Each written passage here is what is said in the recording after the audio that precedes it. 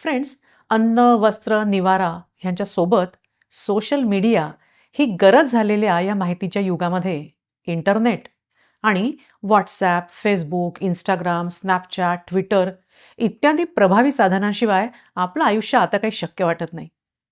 लॉकडाऊनच्या काळात आपल्याला ह्याचं चांगलंच महत्त्व पटलंय आणि आपणही याच्याच आधारावर आज संवाद साधतोय.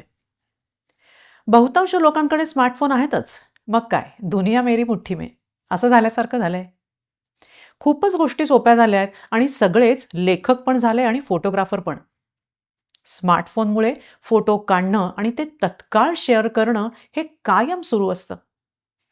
Instagram सारख्या फोटो बेस्ड ॲपवर स्वतःचे फोटो, आपली बाळं, पाळीव प्राणी किंवा वेगवेगळ्या रेसिपीज अशा फोटोंचा अक्षरशः पाऊस पडत असतो आणि कितीतरी लोकांना आपण व्हर्चुअली भेटत पण असतो.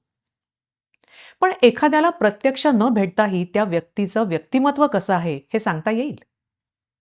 हार्वर्ड युनिव्हर्सिटी आणि इतरही बऱ्याच ठिकाणी झालेल्या रिसर्चमुळे आपलं व्यक्तिमत्व कसं आहे हे आपण सोशल मीडियावर टाकत असलेल्या पोस्ट आणि फोटोवरून समजू शकतं.